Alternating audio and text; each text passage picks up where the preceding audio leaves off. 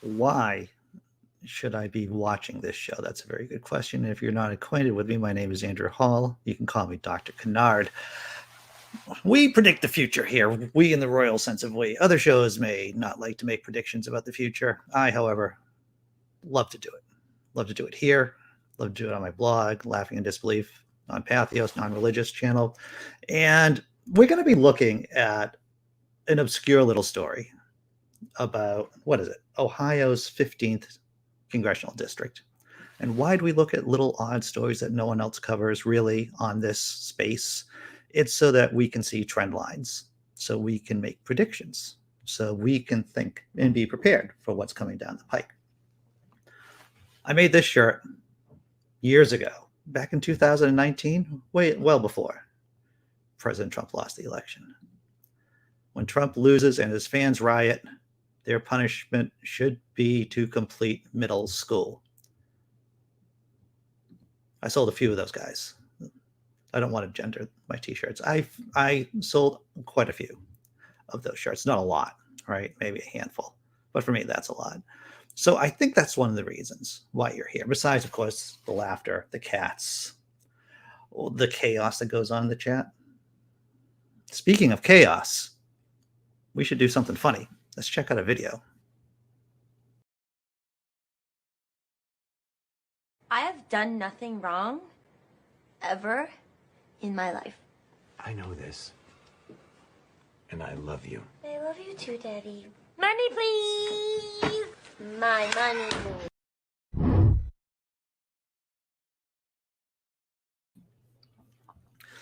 That was a small documentary about how the police interacts with the U.S. government here in the States. Good morning, everyone. It's going to be a crazy show. What are we covering? Are we covering the 15th Ohio District? Yeah, I just threw that in as an afterthought, but it's important to see trend lines in terms of the power that Donald Trump has, because he is the face of Christian nationalism. I know it's crazy to say that Donald Trump, who's obviously not a Christian, is the face of Christian nationalism here in the States, but it's true. So by gauging what's going on in the 15th congressional district in Ohio, we get to see what's going on with fascism here in the United States of America. Other stories, new study in a peer-reviewed journal. Yes, I made sure it was a peer-reviewed journal about atheists and work in the workplace. Lindsey Graham, down with the COVID. He's down with the sickness, everyone. Oh, I'm sure a bunch of other commentators are going to make that shitty joke, and I apologize. We try to level up the humor here on this show. But I took a swing at it. I'm sorry. 70% people with one jab here in the States. This is good. And how do social media platforms deal with anti-Semitism? If you're saying badly, if that's your knee-jerk response, you're spot on. You are spot on. So those are the, and of course we're going to be doing more funny videos. Memes are coming up. I'm going to say hello to the chat. Check out what's going on over there. I haven't looked at the chat yet today. I'm going to check it out. Cryptameria is here. That's great. Good morning from the West Coast, Simply Secular Dave. If we had a great conversation yesterday at the after party after show. It's an open room for progressives and atheists and humanists. It runs from 10 to 11 a.m. The link, if you want to be on the panel, the link is in the description below, everyone. Good morning, Scott Duke. Glad to see that you're here. Cryptameria. Did I get everyone? I think I got everyone. Derek Cruz. Good morning, Derek Cruz. Good morning. All right. So you want to do something funny? You want to see a couple of memes? All right. We got a bunch of cat memes. I'm not going to lie to you about this. We got a bunch of cat memes. So you want to do cat memes? Or should I mention, too, that I dropped a video last night with comedian, atheist, cartoonist Jonathan Borello.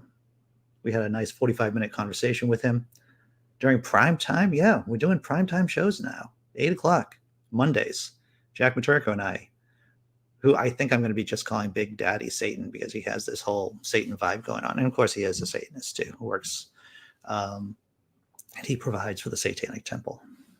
Tesla Ranger. Did I already say hello? I hope I did. So those were my comments. Not my comments, but my announcements for today. That I dropped a video last night. I hope you watched it. And if you watched it, I hope you enjoyed it. We talked about mental health, dealing with the crisis, managing symptoms. Dee Parks, good morning. Good morning. All right, so you want to do something funny? You want to do some memes? Let's do some memes, everyone. Before we dive into the news cycle. All right, is this a cat meme? Feed me and tell me I'm pretty. To tell you the truth, you don't even have to tell me I'm pretty. If you just feed me, I'm happy, to tell you the truth. Feed me and don't abuse me. I think, see, now that sounds dysfunctional. That sounds like I should see somebody, like a professional, to talk about my issues.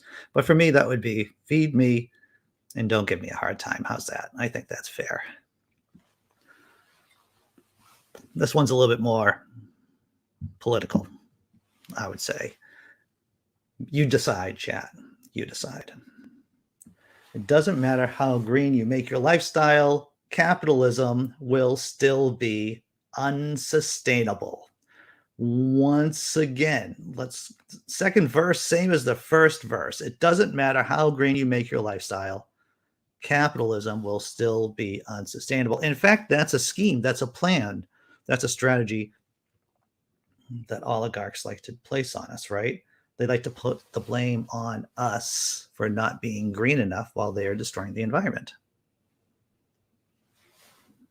Last meme. I'm going to lighten things up a bit with this one, everyone. People say, I love my cat too much. Is that possible? That cat does look like my cat Biscuit, or our cat Biscuit, to tell you the truth, the tabby cat. We had some drama here in the house. The cat disappeared.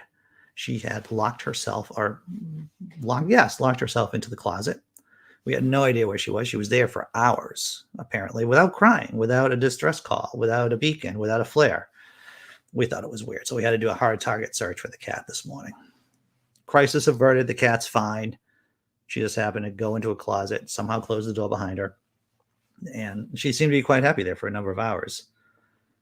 Checking out the chat first before we go into the news story. Hey, John Hudson. Always good to see John Hudson bringing in the fun. Bonnie, on my tread, I'm just going to give you a thumbs up. I'm going to give you 2 thumbs up for doing something productive and exercising. All right. So here's the story. Peer review journal. Check it out. People are less tolerant of atheists expressing their beliefs at work compared to Christians, Muslims, or Jews. Let's dive in. According to a study published in the journal Psychology of Religion and Spirituality, people discriminate against atheists when it comes to expression of beliefs in the workplace. Across 3 studies, people were consistently less likely to say they would allow an atheist, compared to a Christian, Muslim, or Jew, to sport a symbol of their beliefs in the workplace. The researchers further found that this effect was motivated by the assumption that the atheist employees were trying to impose their beliefs on others. So if you, put a poster or saying of Richard Dawkins on the wall, that's not okay. At least that's the default setting for many people, is that that's not okay. But if you wear a big Christian cross around your neck, you're not trying to evangelize anyone. You're not trying to conscript anyone for Jesus. The study's authors, Kimberly Rios and her team, described atheists as, quote, one of the most disliked groups in the United States, unquote. This contempt for atheists includes stereotypes that atheists are immoral and untrustworthy, which leads them to be discriminated against in contexts like politics and the job market. There is some evidence to suggest that atheists are even more stigmatized in the U.S. than religious minorities like Muslims and Jews. We are interested in whether and why atheist requests would be accommodated less frequently in the workplace than those of other religious groups for a few reasons. First, although a small number of studies have suggested that atheists are less likely than religious individuals to be hired for certain types of jobs. No research to date had examined how atheists, relative to religious individuals, are perceived in the workplace. That is, after they are hired, explained Rios, an associate professor of psychology at Ohio University. I could tease the secret project I'm involved in right now, everyone. That's coming in November. Because the secret project has something to do about sciencey research and everything, but I can't talk about that. Let's go on to the next panel. Rios and her colleagues conducted 3 studies where respondents read vignettes describing either an Christian, an atheist, Jewish, or Muslim employee who wanted to display a symbol of their beliefs in the workplace. That is a belief quote inside their cubicle. After reading these scenarios, the participants were asked to rate how willing they would be to accommodate the employee's request to express their beliefs at work. We looked at belief-related requests instead of, say, willingness to give employees a raise or promotion, because we thought such requests would be less susceptible to social desirability concerns, Rio said.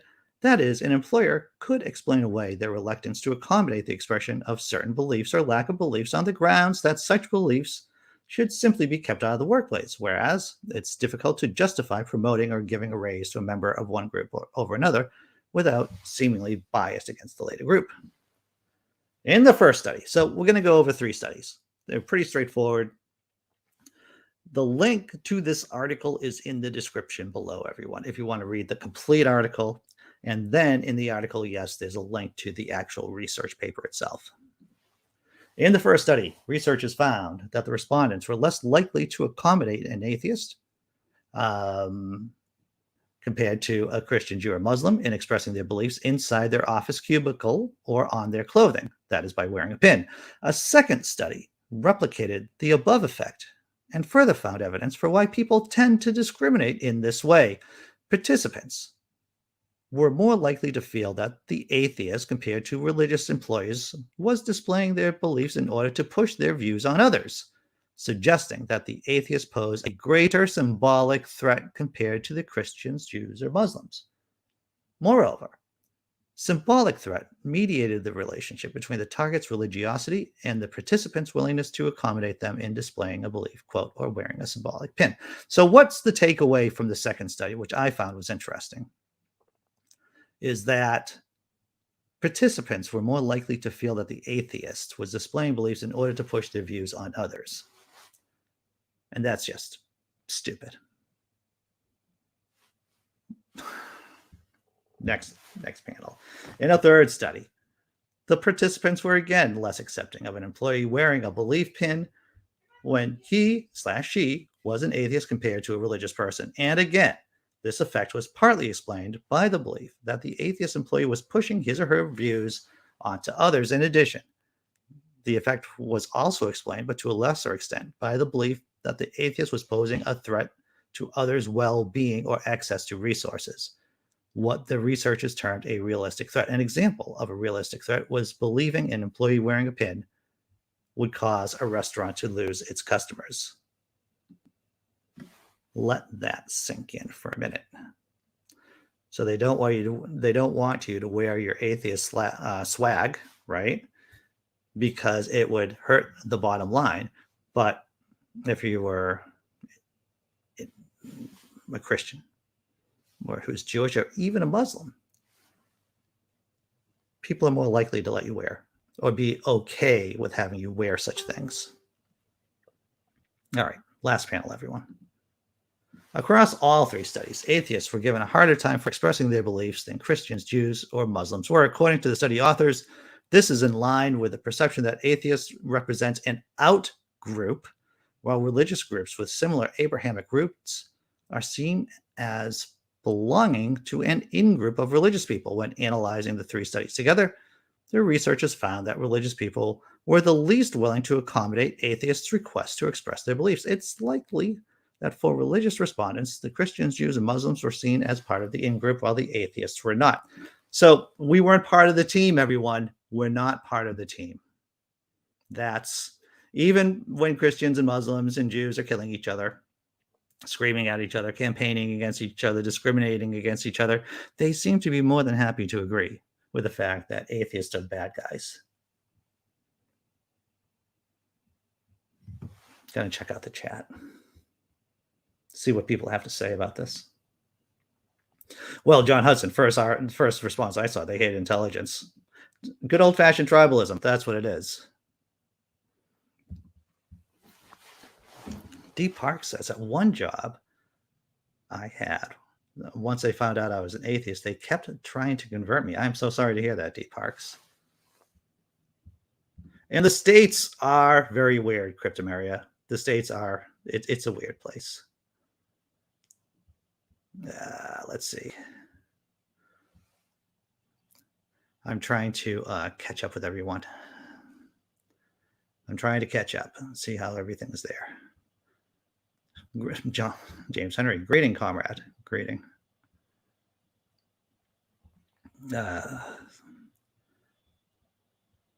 How did God become hate? Well, you see, hatred with God isn't a glitch of the system. It's a feature of the system. The Abrahamic God, at least. It isn't like hate was a add-on to God or a mistake in the code. It's a feature of the system. That's what it is. At least of the Abrahamic God. We can just say that straight out. Well, you know, Tesla Ranger, that's what I was thinking too. That's what I was thinking too. It'd be nice to throw it some, you know, Hindus, right? Maybe a couple of Buddhists. But, you know, not everything is perfect. Not everything is perfect. All right. Krishna wouldn't go well in American workplaces. Yeah, I could see that. Wasn't he born from a virgin too? I think Krishna was born from a virgin's leg, a thigh, as I recall. I think that's what I recall, at least. So that was a story that we did about how atheists are more likely, well, let's face it, to be discriminated against in the workplace because we're seen as an out group. As a, you know, it's really people, those people who born and raised in the Abrahamic faiths just see us as not part of the team. And that's one of the reasons why I like to tell people I'm an atheist after I, you know, smile, maybe make them laugh, be engaging. And then I slip in, I'm an atheist too, to help destigmatize the term. Well, James, and oh, hey, from the Orkney Islands. You know, Phil Lister, I've been to Scotland a couple of times. I've never been up to the Orkney Islands. My girlfriend hasn't been up to Scotland at all. And one of the places we want to go to are the islands, Orkney Islands. What's up, B? You're looking around. I see what you're doing. I see what you're doing. And you're right, James Henry. There is fascism on the subcontinent with Mr. Modi, or Prime Minister Modi, I guess we'll call him that. All right, you want to see AOC yell at people? Not yell. Not yell. She's not yelling at people. She's giving an inspirational speech along with other people about the moratorium, about evictions ending. I was moved. I was actually moved by this short video. It's worth checking out because I don't know about you, but I know people who are being adversely affected by the ending of the eviction moratorium for people who are renting. And this is a story worth sharing. So let me hit a few buttons and we'll do this thing. The name of the video is The White House Needs to Actually Do a Damn Thing. AOC urges Biden to extend eviction moratorium. Let's check this out.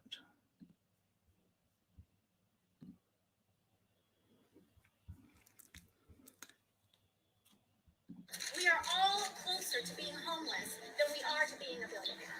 Yes. Yeah. That's true. What they're saying about them is what they would say about us if we had to rely on a minimum wage job, which cannot pay rent in a single state in the United States of America. Continue to call your members of Congress and say, reconvene now. Extend the moratorium. Make sure we're actually having a full recovery for our community. We are here because of this eviction emergency. Say eviction emergency. Housing is a human right. And not just any housing, but dignified, long-term, safe, healthy, stable housing. 1 renters is affected by the lifting of this moratorium. Eviction is violence. If these are really the holes of power, are we using that power to feed, to house, to empower, to build, to love? If you don't know one thing about me, know that I love you, and everything that I do is because I love you. Tori's been out here sleeping since Friday, saying we are not going on vacation. Folks are not going to look away and think they can run away from this issue. So because I love you, I care that you eat. I care that you have adequate shelter and you have clean water and clean air. That's what we're doing right now. Because love is peace. An hour ago, the Speaker of the House just made an announcement calling on the White House to extend this moratorium. So the White House is saying we can't do that. Now we have the Speaker of the House calling on them saying, actually, you can do that. Actually, you can do that, so go do it. It is working. And so we need to keep pushing until they get it done. So our colleagues either need to come back and cast this vote and put their name next to a yes or a no, or the White House needs to actually do a damn thing about it. But what we're not going to accept is excuses. What we're not going to accept is blue no matter who. What we need to accept is results. And we have to have an answer. What do we need? What do we want? What do we want?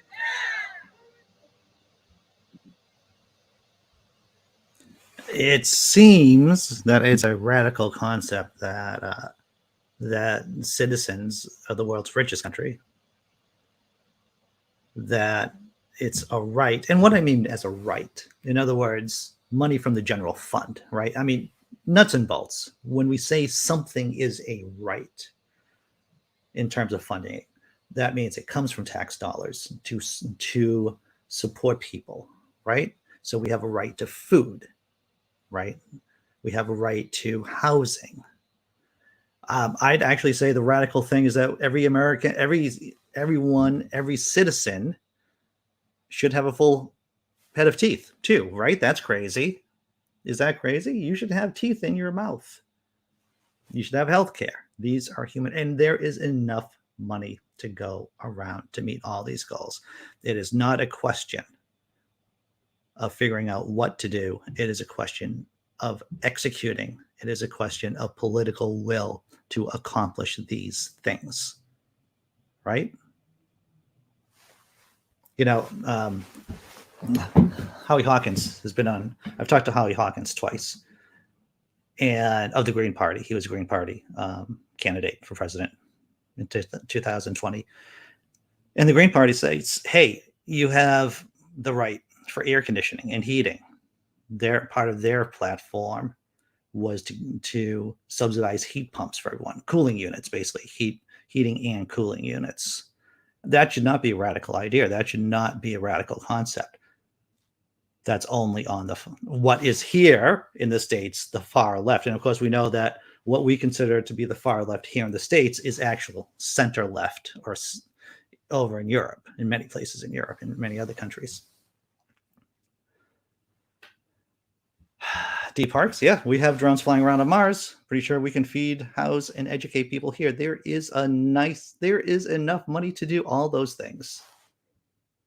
You just don't give billionaires tax breaks. You make sure people pay their taxes. But this is the thing, too. When you think about, and I'm going to take another step back. When you think about how societies fall apart, one of the reasons is that the state cannot or refuses to tax certain classes of people. And those certain classes of people are the super rich. I'll give you an example about Rome. And I learned this from The History of Rome, a great podcast. It ended years ago. But one of the issues that the Roman state faced were that the rich were just avoiding taxes. And if you avoided taxes long enough, you would be forgiven of those taxes. Now, how can you run a state like that? You can't. One of the reasons why it imploded. Idea. Yeah, Dave. I know. Idea. Drink. All right. So what's the next story, everyone? Oh, on the lighter side of things.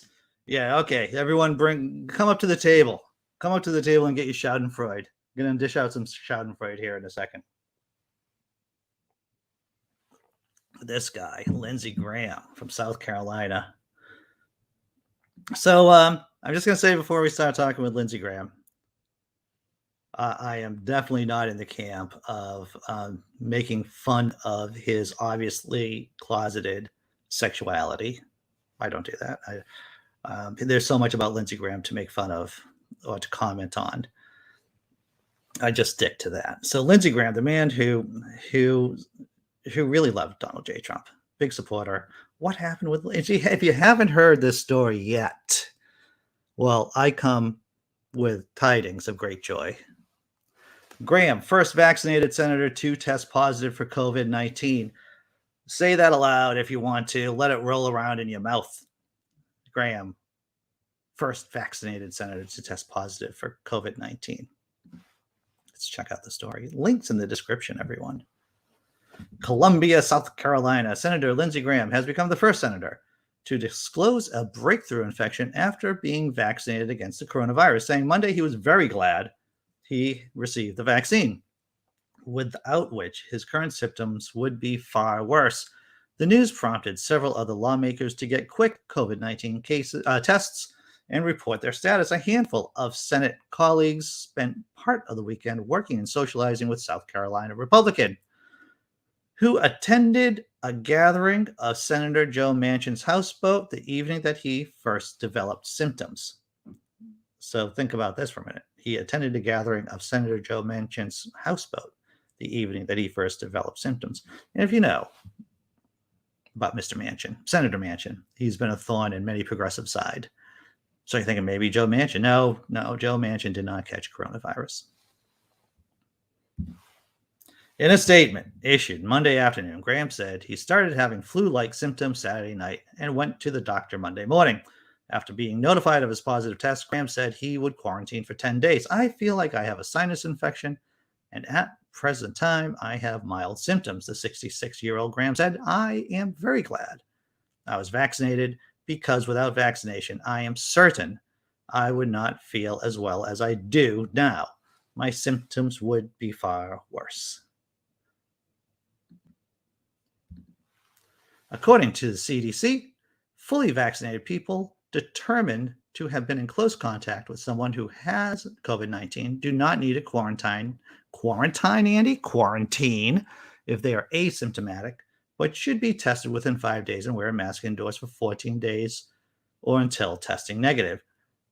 Graham, who was vaccinated in December, has long been a proponent of vaccination, saying during a visit this spring to the Medical University of South Carolina in Charleston that the sooner we get everyone vaccinated, the quicker we can get back to normal.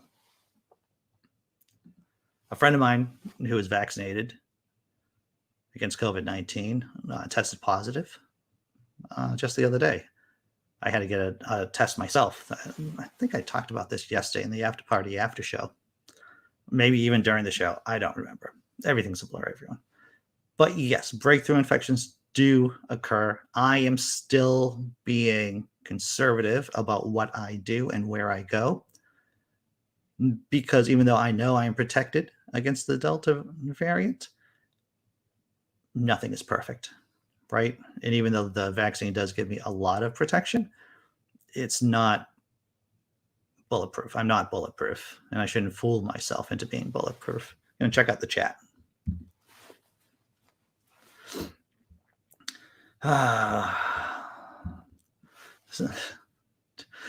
Simply Secular Dave says, seriously, how could COVID-19 live in a person whose existence was created from mostly bile and excrement? Was that fake news, Dave? Is that what you're trying to say? Gary Priestley, that's a good question, what vaccine he got. I know the person, my friend who got a breakthrough infection, got an mRNA. So she had 2 shots. I don't know if it was Pfizer or Moderna. Dave gets 5 points. Dave gets 5 points for his comment about Lindsey Graham. And how could a virus? Well, it's a virus, right? Viruses can be very tenacious. James Henry. I read a study that stated if the USA saved 1 day of military spending, that all 340 Americans would have an affordable health insurance 1 year. That's interesting. For 1 year. Interesting. Oh, hey, the girlfriend's here. How you doing, girlfriend? I talked about our cat crisis earlier today. Yes, the cat was gone, missing for a little while, not meowing or anything. We feared for the worst, to tell you the truth, but she was just stuck in a closet, being quiet, sleeping. All right, halftime tummy rub show. This is the time. I should ask people to like the video if you laughed, if you chuckled, if you learned something new. This sounds like a rhyme. Please hit the like button. Please subscribe. And as you've noticed, no ads. There weren't any ads on the Jonathan Borello conversation I had last night. There's not going to be any ads going forward. As I'm looking at old videos, I get rid of the ads. Completely funded by supporters, YouTube members, patrons. Thank you all. So let's do, and if you have, this is the part where I say, like, hey, if you have a shekel, if you have a couple of bucks, please contribute. On the other hand, if you don't have a couple of bucks, then save your pennies. Save your pennies. All right, everyone. Let's do the halftime tummy rub show. Let's do something funny.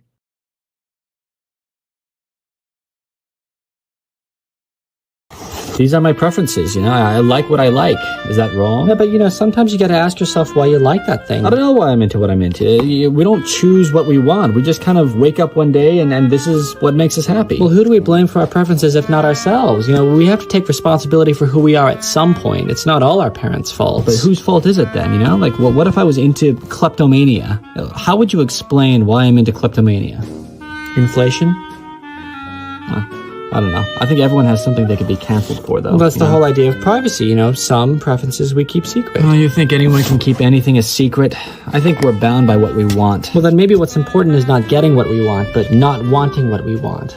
It might be the world's fault that you end up complicated, but you can't blame the world for who you end up being. Wait, what time is it? 8:40. Oh my God, we're gonna miss the movie.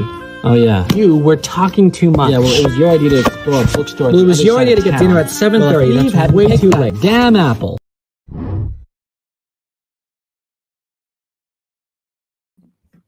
It all boils down to Eve and the apple, everyone. Every conversation about good and evil, right? Does it? It's a funny video. Let's see.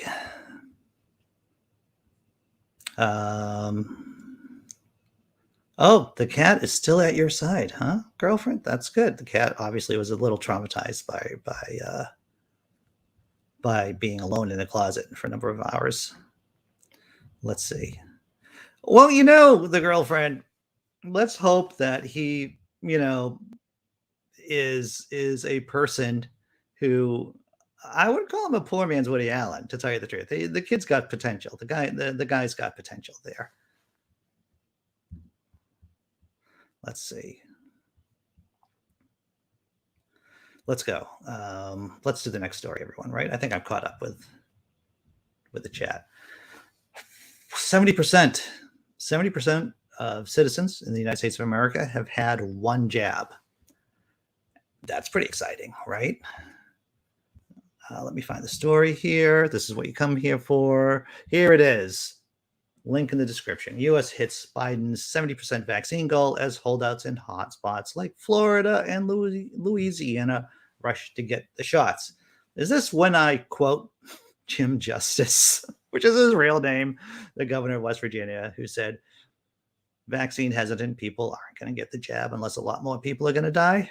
Well, it seems like a lot more people got sick from COVID, and folks in Florida and Louisiana have seen the error of their ways and getting the jab. Check out the story. On Monday, the hyper-contagious Delta variant finally did what Joe Biden couldn't, convinced 70% of U.S. adults to get vaccinated against COVID-19. Biden originally aimed to administer at least one vaccine dose to 70% of Americans 18 and older by July 4th. But widespread vaccine hesitancy and evangelical Christianity, we should just say that, because we know evangelical plague rat megachurch ministers are responsible for vaccine hesitancy too. Particularly in conservative parts of the country, prevented the U.S. from meeting his deadline. Now, Delta appears to be breaking down some of that resistance. Good job, Delta. But one bright spot, perhaps the only bright spot, has been vaccinations. Because, of course, we've seen spikes, right? We've covered this story. Spikes in Missouri, spikes in Louisiana, spikes in Florida, spikes in Texas. The Bible Belt, the obesity belt, the diabetes belt, and the COVID belt. They're all the same belt.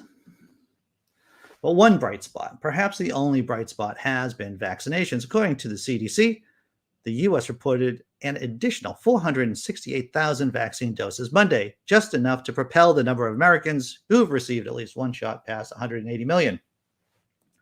What's encouraging about that number is that it caps 4 straight weeks of slow but steady gains in the vaccination rate, which has risen to from about 430 doses per day to 550,000 doses per day over the last month. First doses, meanwhile, have risen even faster by about 75% during the same period. More than 5 million Americans have been newly vaccinated in the last 2 weeks alone. And best of all, these gains have been concentrated in the under-vaccinated states that Delta is hitting the hardest, strongly suggesting the variant's ravages are the reason former holdouts are finally taking COVID seriously and deciding to protect themselves and others with a safe and effective vaccine. Because, as you all know, when you get vaccinated, you're not just protecting yourself, but you're protecting the people around you, especially people who can't get the vaccine because of immunity issues. Consider the data. Over the last 2 weeks, COVID cases and hospitalizations have more than tripled in Louisiana, but at the same time, more than 11,000 Louisianians a day are now beginning vaccination, up from about 2,600 per day 1 month ago. That's a big jump, everyone, from 2,600 to 11,000 a day. And the highest rate since mid-April. The same thing goes for Arkansas. Other hotspots like Missouri, Florida, and Texas are now vaccinated more new people each day than they have since mid-May. Last week alone, Louisiana registered a 114% increase in uptake, while Arkansas increased by 96%, Alabama by 65%, and Missouri by 49%.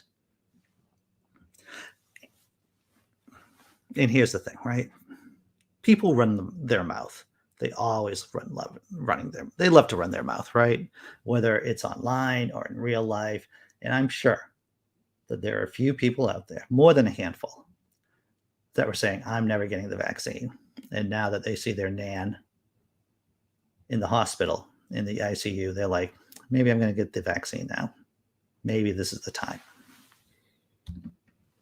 Among the states that are still trail far behind, New England, basically, and California, New York. Among the states that still trail far behind are Alabama at 34%, Arkansas 36%, Louisiana 37%, Missouri. This is the rogue gallery. This is exactly the group that we've been following. The states that have been solidly behind vaccinations since the jump, for all intents and purposes. All right. Going to check out the chat before we go on to the next story. What's the next story? Anti-Semitism online. Oh, that's a great story. Let's see. Well, you can think that you're right, Jane. It isn't just you can thank the GOP for this mess. And it isn't just the GOP. It is the Trump wing of the party, which is the GOP. And I understand that. So we'll say the majority. Yes. Okay. It is the GOP's mess about vaccine hesitancy, or vaccine resistance. It is Fox News's problem. It is their fault. It is white evangelical Christianity's fault. We've seen a bunch of megachurch ministers, talking heads, evangelical influencers who are telling people that COVID isn't real. It goes from all the way back to COVID is as bad as the flu, isn't worse than the flu, to vaccines make you infertile or magnetic, both false. Stupid does kill. The stupid does kill. You're right about that, John Hudson.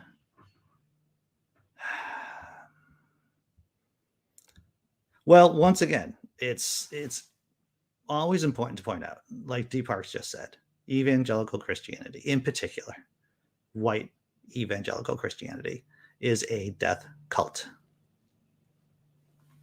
You can argue that Catholicism is not only a death cult, but it's a pedophile cult. You can make a case for that, everyone. All right. Yeah, Gary Priestley did a story yesterday about, and I think you might have been here for that, about the restrictions over in Australia to get Delta under control using military personnel. Perhaps it's a fault of the education system. Well, you see, the thing is, the reason why the education sucks here in the States, simply secular Dave, it is because of evangelical Christianity. It is because of the fact that evangelical Christianity hates education. It is the root of sin here. Yes, secular sin. It is the root of the problems here in the United States of America. Evangelical Christianity. They are useful tools for the oligarchs, and they are using the oligarchs too at the same time. There's this symbiotic relationship, as we see in many other countries, whether it's Putin in Russia using the Greek Orthodox Church or the Russian Orthodox Church, or other fascist, other authoritarian regimes manipulating the faith and the faith manipulating them at the same time. Oh yeah, James Henry. It's homeschooling is allowed here in the States. A lot of done full-blown conversations about people, atheists now, but when they were Christians, they were totally homeschooled, and it's a terrifying educational experience that they had to go through. All right, what are we talking about now? I want to take a minute, only a minute, to talk about the 15th Ohio Congressional District. I caught up on this. I was on the 538 site, and I heard about this story yesterday, maybe the day before, about the 15th Congressional District in Ohio and why it's important, why at least I'm keeping an eye on it. And if I'm keeping an eye on it, it's worth looking at because Donald Trump's recent candidate failed, and she was Susan Wright in the Texas 6th Congressional District. She was supported by President Trump, and she lost her seat, or she lost the race.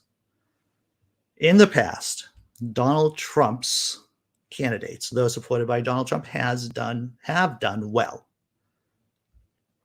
What's interesting is to see how his influence either waxes or wanes. And right now, like I said, his most recent candidate failed. It'll be interesting to see if and who is the candidate that Donald Trump supports? Well, you're going to be surprised about this. He happens to be a coal lobbyist. You can't make this shit up, microphone. Yes, Donald Trump's candidate in the 15th Congressional District is a coal lobbyist, and his name is Mike Carey. There's a bunch of people running for that seat. This is the Republican primary in a heavily red district, and this will be another test of Trump's influence over the Republican Party and amongst the base too, because we know the people who vote for in the primaries are the most hardcore of either party's base, right? So keep an eye on it. There are polls. The polls suck. Yeah, I'm paraphrasing 538. They have no predictive value whatsoever. So the proof will be in the tasting of the pudding. We'll see if Mr. Carey, coal lobbyist, Trump supporter, Trump endorsed candidate wins. Because if he doesn't win, that means two of Trump's candidates have lost. And 2 data points doesn't make a trend line. But you can't make a graph without at least 2 data points. And we'll see more data points come up too. All right. Vanessa, coronavirus.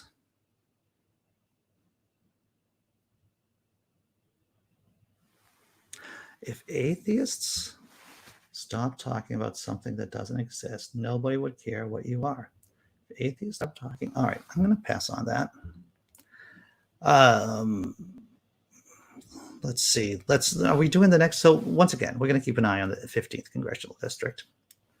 What's the next story? What's the last story we're doing? Anti-Semitism online. It turns out that Facebook sucks. Am I just doing a synopsis of this story that Facebook sucks? Well, Facebook kind of sucks. And it's really good about not curtailing anti-Semitism. But in its defense, not a lot of online platforms are. Let's check it out. Anti-Semitic posts are really removed by social media companies, a study finds. 5 major social media companies, including Facebook and Twitter, took no action to remove 84% of anti-Semitic posts, a new report from the Center to Counter Digital Hate, CCDH, found. Despite promising to crack down on anti-Semitic hate, Facebook, Twitter, Instagram, YouTube, and TikTok did not act on these posts, even as they were flagged through the existing tools used for reporting malignant content. Researchers from CCDH, a non-governmental organization based in the US and the UK, examined 714 anti-Jewish posts on the 5 platforms published between May and June. Collectively, they had received 7.3 million, viewed 7.3 million times, the report said. The study of anti-Semitism has taught us a lot of things. If you allow it a space to grow, it will metastasize. It is a phenomenally resilient cancer in our society. Let's just take a digression for a minute and let's talk about anti-Semitism. Who hated Jews? Martin Luther of the Lutheran Church, founder of the Lutheran Church, he actually wrote what many in Nazi Germany used as a playbook to take care of Jews, to deal with Jews. Run them out of their homes, destroy their synagogues. That was from Martin Luther. Who else is responsible for hating Jews? The Catholic Church? Throwing them into ghettos?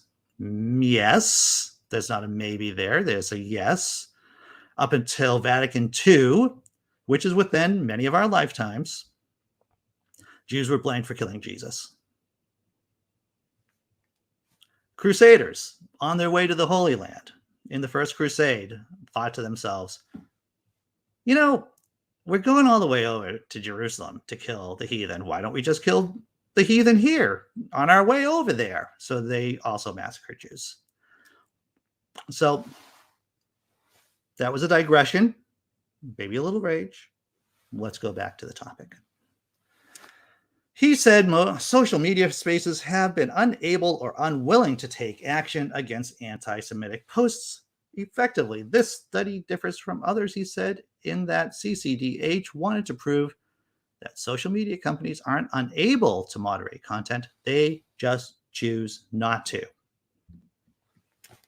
For posts that included anti-Semitic conspiracy theories about 9/11, the pandemic, and Jewish people controlling world affairs, social media companies didn't take action on 89% of them. These platforms also didn't act on 80% of the posts denying the Holocaust, as well as 70% of the posts with neo-Nazi and white supremacist images. I know what's going on in the chat. I'm going to make a prediction.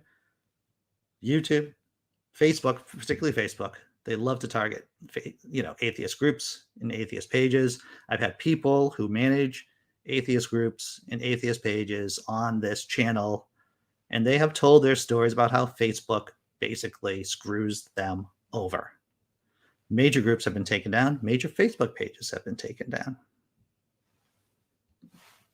But the report from the CCDH shows that all 5 social media platforms examined, Facebook was the worst offender, failing to act on 89% of anti-Semitic posts. Shocked. TikTok, specifically, is failing to ban accounts that directly abuse Jewish users, the CCDH said. According to the study, the platform removes just 5% of accounts that do things like sending direct messages about Holocaust denial. And the hate speech that spreads online doesn't just stay online. Several studies show links between the prevalence of racist speech on social media platforms and hate crimes in the area. In Germany, for example, anti-refugee posts on Facebook were correlated with physical assaults against refugees. It's almost as if people are fed lies, then they will act on those lies. Thinking about January 6th insurrection, yes. checking out chat before we start wrapping things up.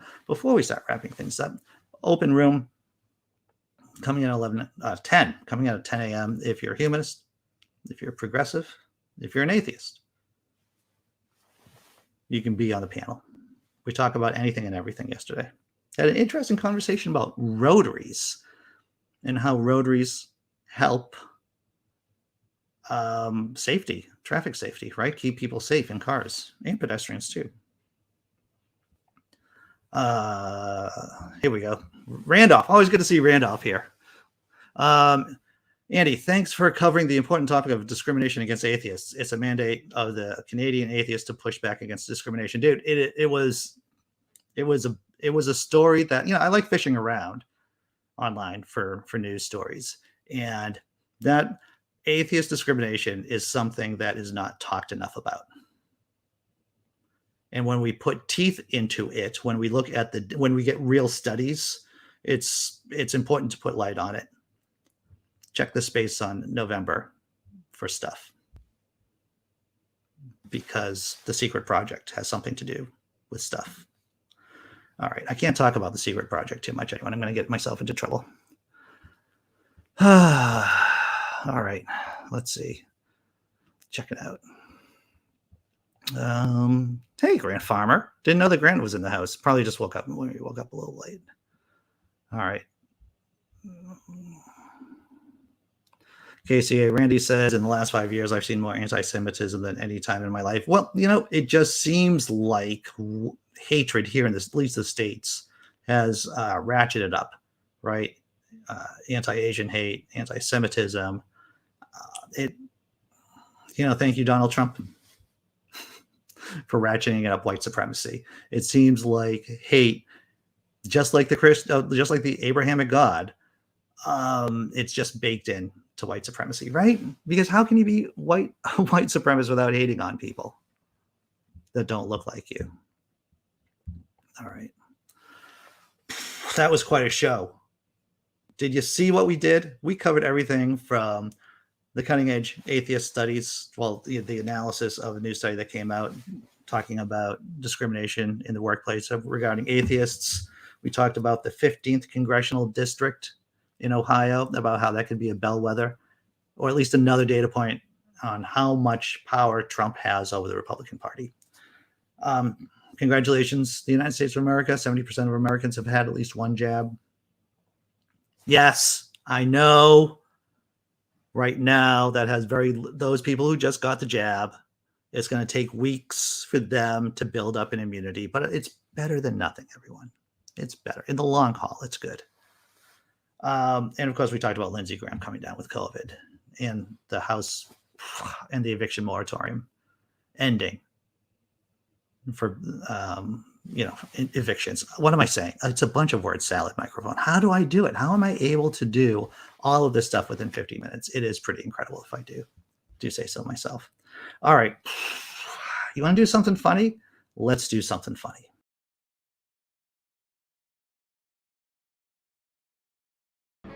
Help you with your homework? Now you cut the grass. I'm no teacher. I make almost $4,000 a year. Which one are you again? Pass the... Whatever the TV. Mikey, you're a big 5-year-old now. Go on the roof and move the antenna a bunch. Hey, I got that thing tonight, but there's leftovers in the fridge, okay? I'll see you tomorrow. Do your homework. Well, if you don't do it, I have to give you a consequence. It's not a punishment, it's a consequence. I don't know what the difference is. Maybe it's the same. It's supposed to teach you something. I don't know what... Can you please just pick up your toys?